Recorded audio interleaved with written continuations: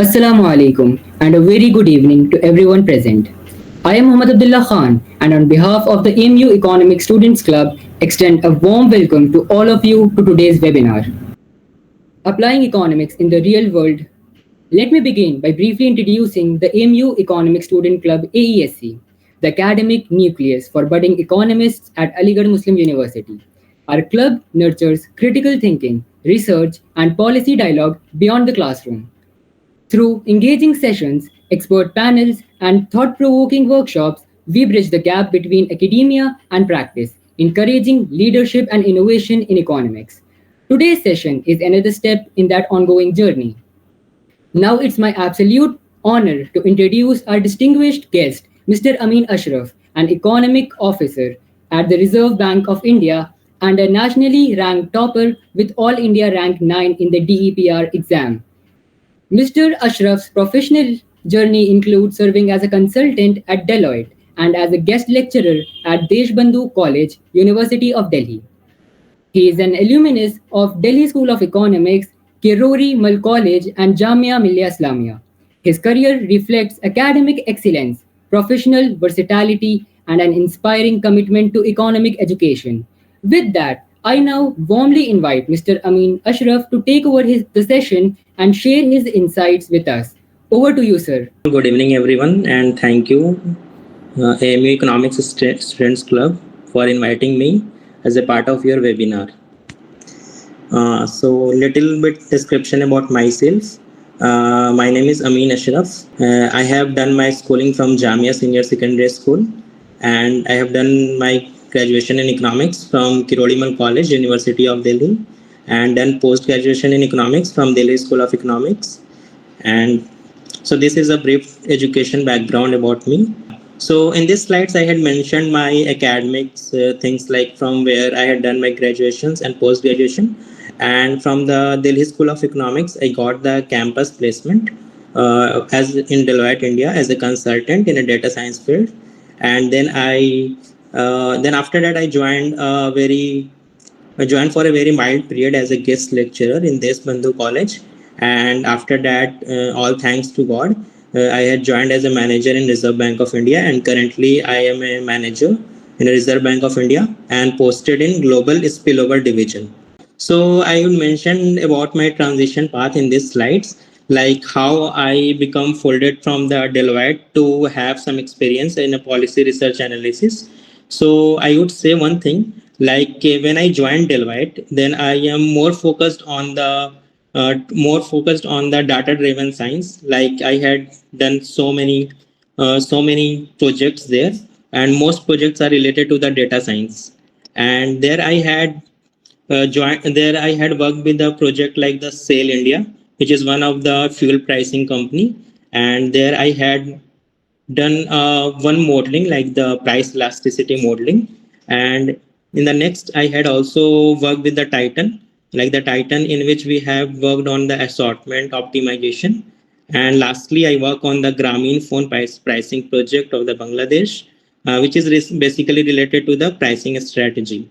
And in this project, so I work on the different models like the price elasticity model and different regression models. Like you have come across the linear regression, logistic regression, and apart from those, I had also worked on the lasso and ridge regression. So that's all. That's one of the small stint with Deloitte of around 3 years, where I worked on the different projects. And while doing the projects, I realized that I need to make a transition to some public policy domain, and mostly in the macroeconomic setting. So I need to focus more on the macroeconomics framework. Like in the Deloitte, I had mostly worked on the econometrics modeling and the different machine learning modelings. So, but I am not applying the real economics, that what I studied in during my the graduation and the post graduation time. So I need to make. So I think I need to try make a transitions toward the core economic principles, and then I started to make a transitions toward my long run goal. So yeah, so I want to tell you my success strategy, that what I had followed during my Reserve Bank of India preparation. So I make a strategical framework like how to study. And for me, I think there are two things which is important, like what to study and how to study. So you need to figure out only those three things and follow one very good line which is very famous, that is LRMR. That means limited resources maximum revisions, that I follow. So basically, if you are preparing for Reserve Bank of India Department of Economic and Policy Research examinations, then you need to focus on two things. Like, first you need to select very important resources that is very concise and precise, and second, how much time you need to devote. So in my strategy, what I follow, like along working with Deloitte, I am start preparing it towards that, towards RBI examinations, and I try to follow like this. First, I start prepare. First, I start.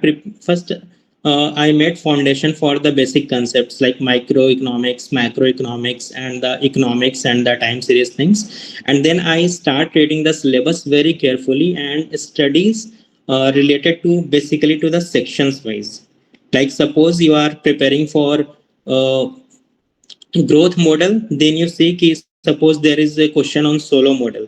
So you need to make a very short notes, like how to go through those modeling framework. So I start preparing in this format. And if you know the strategies that first make a very concise and precise notes, just memorize this. And before coming into the phase one examination, just try to practice the objective questions and also practice the English part very carefully. And from the economics student, there are reports which you need to follow very gradually and very consistently. And those reports are Reserve Bank of India reports. Like annually, they published RBI annual report. Then they half yearly publish the monetary policy report, financial and stability report. So you need to make a very short notes or pointer so that you have a very good knowledge of economic indicators, like how much is the change in the GDP rate, how much is the change in the unemployment rate. So that is very handy. So these are the strategies that I follow during my preparation. Yeah. So what I advise for RBI aspirants is that, uh, first of all, you need to have a very basic, good foundation for the economics things. Like what are the syllabus, and in syllabus, like you have the microeconomics, then you read down all the topics which are mentioned in the sections. Then we have the macroeconomics, and most important is the Indian economy. Like in the RBI, they ask you mostly related to the money, banking, and inflation part.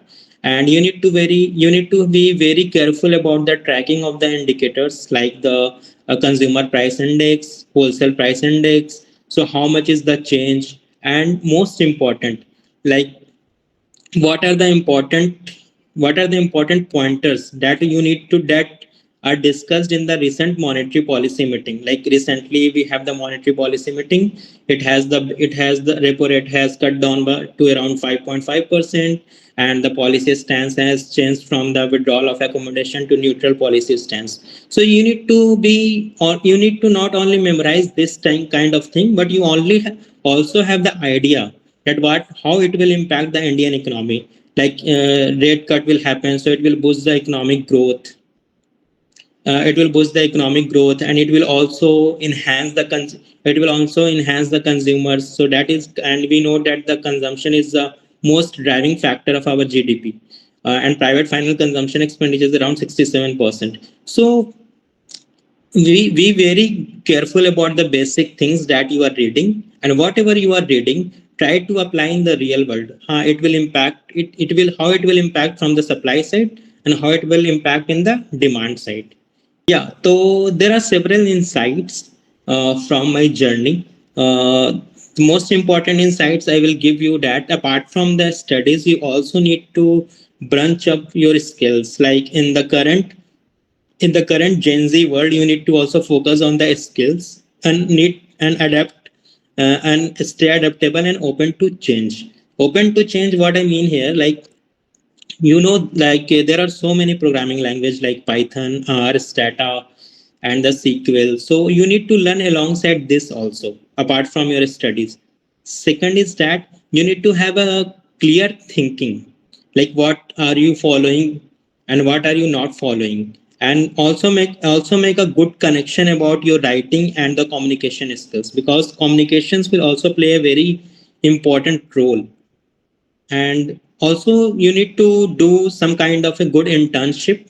I had also done one internship at Competition Commission of India, where I'm involved in the mergers and acquisitions domains. That will also play a very key role in my futures work at Deloitte. So be engaged and make a good network and have a good strategies that will boost your career forward. Yeah. So the final reflections that I want to tell from my journey is that, first of all, I want to thank you all guys for joining these sessions. I am not running too fast. I just want to make it more interactive this session after I complete my PPT, so that you will ask so many questions and I will able to answer. So these are the closing thoughts. So if you have any queries, you can email me at my email. And always, I had mentioned one quote from Quran here, and always try to do very good deeds, and it will always return you back. So that's all my final journey from my academics to current. So now I am open to all of your questions, and I just finished this ppt very fast because I want to be more interactive from your side, so that you can learn more.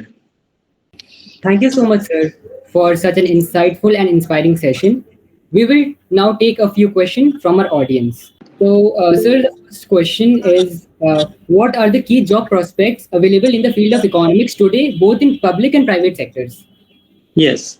So that is the very important question. See, it depends on you. If you want to go into the private sector, then the most important job prospect is in the data science field, where you are competing with the so many ML engineers, and the work prospect is like the consultant and also the data scientist in the different banks. You can say that, for example, if you go to the American Express, they will hire you as a risk portfolio analyst. And so these are the several domains in the private sector. And when you go to the public sector, then you have very selective examinations like RBI, DEPR. Then you have the UPSC, Indian Economic Service. And apart from these two examinations, we have different examinations like the NABARD, SEBI Grade A. So these are very important examinations. Sir, thank you. The second question is how can undergraduate and postgraduate economic students align their skills to build a future in policy, banking, or research?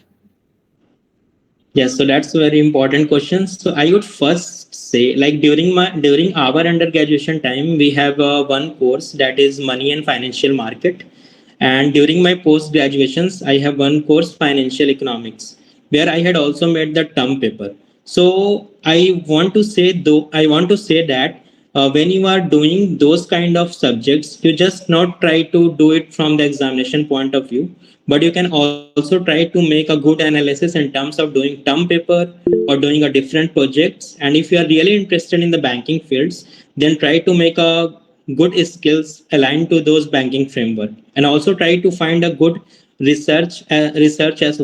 also try to do a kind of research assistant at the different banking sectors, so that will make you more aligned in the banking and finance sector.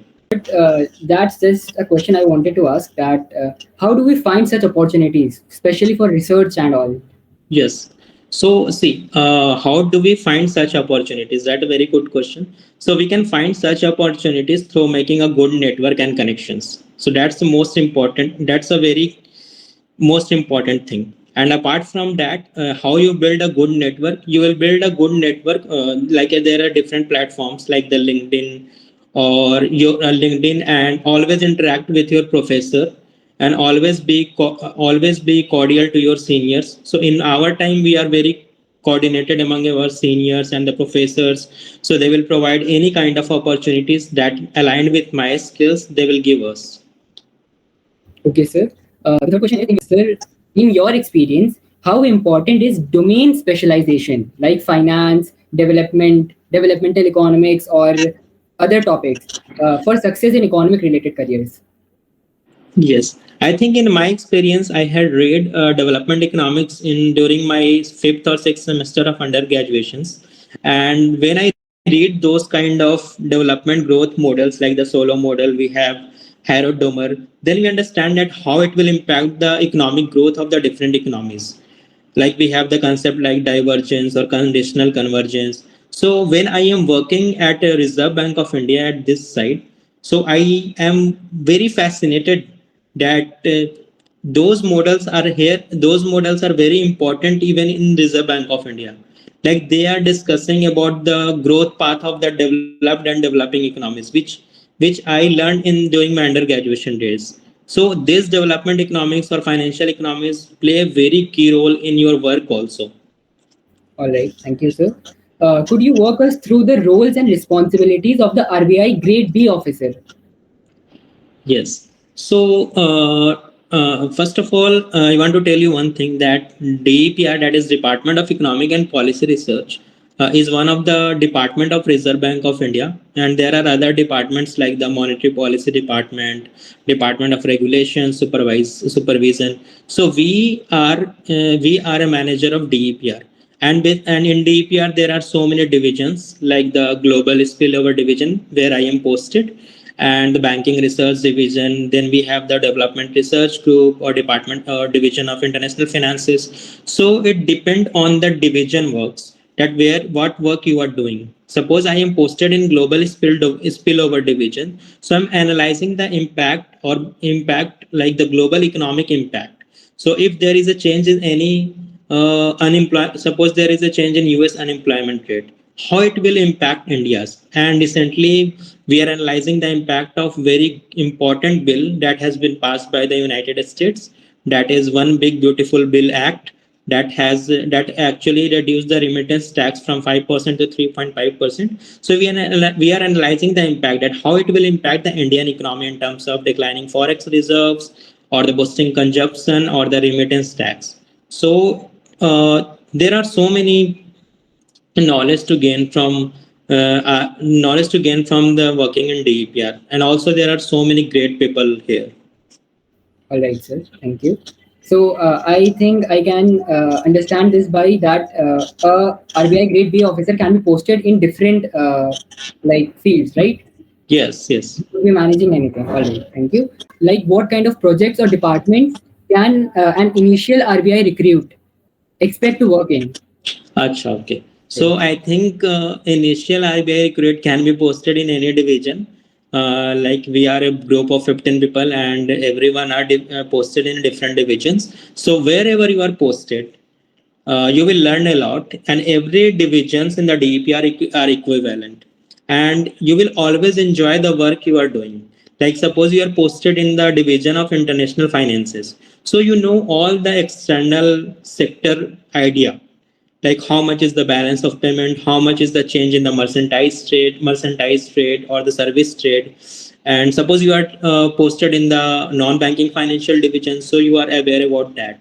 So the expectations is like you have a you know the basic fundamentals of economics about the theories, and whatever you apply those theories in the real world. And there are also very good people here, they will make you align that you will learn also and contribute towards the RBA work. Thank you, sir. So this is a very interesting question. What are the major skills differences required for a role at RBI compared to those needed in a corporate setting like Deloitte? Okay, so I think that's a very interesting question. When you talk about the Deloitte, then I am a consultant in Deloitte and mostly involved in data science field. So I am basically working with the different modeling framework, and I mostly use programming languages there like Python or SQL for understanding the client needs and providing the different inputs. So skills there are basically important is different modeling like the linear regression, logistic, or lasso and ridge, not theories, that how it will apply in the real world. Like that logistic is used in the categorical variables. So you need to know about that. And when you come to the Reserve Bank of India, then you are more into the core policy research. So you have more idea about the different reports and write up, that how you write the report. Suppose you need to write a RBI bulletin, then one of the part is a state of the economy. So in the state of the economy, you not need any programming language or like this. You just need to have a overview of the global economy, that how global economy is doing currently and how it will impact. So the major skills required in Reserve Bank of India are your economic research and analysis. Good, if you know the programming language, that will always provide you a good advantage over others, but mostly are the policy analysis and research part. Okay. So, sir, the next question is how do the RBI's expectations from its officers evolve as they progress in their careers? So the expectations that RBI is getting from us is that same thing that I had answered in the previous question. We have a good idea about the policy research analysis, and apart from that, they will also focus on that. You just need to know how to write the different papers. Where, like, you need to publish different. There is one annual action plan of the Reserve Bank of India where we need to publish a different reports or the research paper every year. So you have a good understanding of the research papers. That's why I mentioned in during my PPT that you can work as a research associate or research assistant under any professor. That will help you a lot. Or when you start writing term paper or a projects, so that will help you here. All right. So the next question is, how would you compare the work culture at a corporate firm like Deloitte with that of a public institution like the RBI? Huh. So the work culture is for me is more or less good at every institutions that you are work. It depend on you only, like how you treat people, that will return back to you. So in my Deloitte, during my stint at Deloitte, I basically involved in the different projects where the people are also very nice and good, and we have a very good work life balance. And in Reserve Bank of India, it looks like more stable than than corporate. And to be honest, when you work at Reserve Bank of India, you feel very privileged when you meet good seniors, and when I meet a good renowned people who had so great experience in the banking sector. So more or less for me, work life balance and culture are good, but you feel more stable and having more social security at while working at the public institutions. All right. Thank you. So the next question is, what motivated your transition from the corporate sector to a public policy-driven institution such as the RBI? Okay. So I just have a kind of word in my mind that I need to transit toward the public institutions, because whatever economics knowledge I had gained during my youth, undergraduate and PG days, I'm not able to put it in a real world. Like in Deloitte, I'm mostly working as data science and in the different domains, and working along with the different analysts and the ML engineers. So that keeps always motivating to me, that I need to work at a greater institution so that I can apply my more knowledge of economics in the real world. All right. So I will take two more questions more. All right. Two more questions. Yes. All right. Then I guess we can take one question from the audience also. Yeah. Just a second, sir. Um, can you shed some light on research internship at RBI? How can students prepare for that? Okay. So for the research internship at Reserve Bank of India, I know that it would be of period of around 6 months, and you are paid around 45 or 50,000. So the most important for selecting at the for the most important for the selecting at the research intern at Reserve Bank of India, they will ask you to write a statement of purpose, and they will also want you to tell something more intuitive about your analysis and research. So if you had contribute anything in your policy research analysis, like I had worked in as a research intern and economic development intern at Competition Commission of India under my guide, and where I write down one papers. So if you had experience in this kind of framework, so that will help you to get selected as a research intern in Reserve Bank of India. All right, sir. Thank you. So the second question is, can you please share one specific example where you use something you learned in academic Deloitte to solve a real world issue?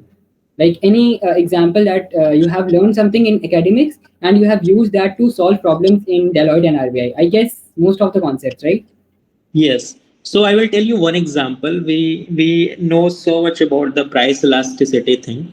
That price elasticity is change in quantity due to change in price. We are learning from the first semester of undergraduations. Right, sir. But when I work with the one project at Deloitte, that is Sell India project and Sell Price Elasticity project. So where I am doing this framework, like how to find the, like when you talk about the Sell India, then it is one of the global fuel pricing team, and we need to find the responsiveness of the different fuel pricing to in respond to the different conditions, like what are the global impact.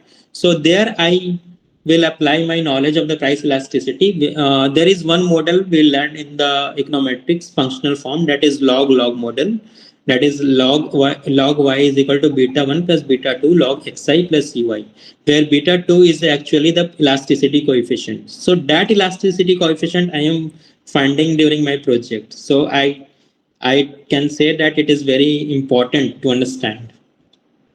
Thank you, sir. So, just a small request. We would like some audience to raise their hands and they can ask questions to you. Just Okay. two questions. Yeah, sure. All right. So, if anyone want to ask any question to sir, can raise their hands. Okay, Ankit Sharma, you may speak. Sir, my question was like, what are the must-do books for the DEPR exam? Like, what books you have covered for DEPR that an aspirant should definitely cover? My question is that. Okay, hi Ankit, thank you for the question. So about books, what I suggest you for the micro books, for the micro parts, I study the Code Cianis. That is very important books, but you only read those sections. I am. I want to tell you one thing related to RBI preparations. When you see the syllabus, they had also mentioned you the sections. So when you try to read, you try to study only those sections from any book. And for the macro part, what I would suggest you, you can also read the H.L. Ahuja, and for the classical economics, you can read the Froen, Robert Froen. Okay. And for the international part, you can read the Dominic Salvatore, where you have the different models like the Haction-Olien and Stopper-Samuelson. And for the public finance, they only ask you the theories of public expenditure, which is covered in the Musgrave, and also the H.L. Bhatia book. And for the Indian economy, you only read the sections related to the banking and inflation. You can also do from the current affairs. Thank you, sir. Sir, thanks a lot. Thanks a lot. Zehra Alam, you might ask the question. Assalamu alaikum, sir. My question is, I am currently doing BSc Statistics and I want to make a career in data science. So, what roadmap should I follow? Yeah. So for have a career in data science, first you need to have a good knowledge of the econometrics. And by econometrics, I will mean that you will read a very good fundamentals from the, we had done the Damodar and Gujarati book. So you read all those important parts or the eco tricks, like we have the concept of the heteroscedasticity, autocorrelation, and the different economic model or the time series model. Apart from making good fundamental in econometrics, you can also focus on learning the different languages like the Python. Then you have SQL, and I can also say the I can also say the R.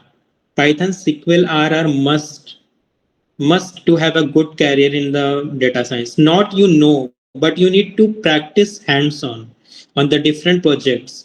You can learn from Udemy or Coursera or anywhere, but you need to have a good hands-on of programming languages. They will not ask you certificate, but they will ask you that different functions of the Python, different libraries. Suppose you need to find outliers. So how you find outliers? By defining what functions. Like we use interquartile range, we use box plot. So you need to know these basic things. Thank you, sir. Sadia Mukhtar, you might ask your question. Assalamu alaikum, sir. Sir, as an economic student, this hard to find like an examples, real life examples that we can apply, uh, to economics in the field of economics, and how can a student from a university like AMU prepare for careers in policy or finance? And is there any kind of internship or courses that would you like to recommend? Okay, so that's a good questions. Like, and I am also from Jamia. I had done my schooling from Jamia. So the one things that I learned from Jamia, I want to tell you when I am during my school time, like I need to have more exposure to the outside environment, like what happened in the JNU, what is happening in the DU, and what is happening in the other institutions. That is most important. Like you need to have a good exposure to the other universities, that what are the other things our students are doing apart from your university, like apart from AMU, what other students are doing in other university in terms of career and field.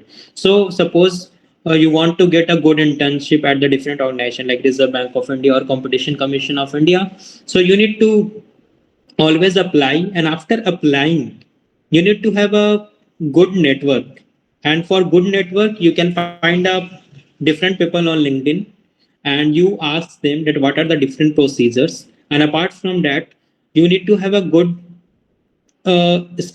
skills like you need to have a good term paper, you have a good writing SOP, that is a statement of purpose. Apart from that you need to have a understanding of the good understanding of the different programming languages. So if you know all those skills, then every job will attracted to you rather you find them.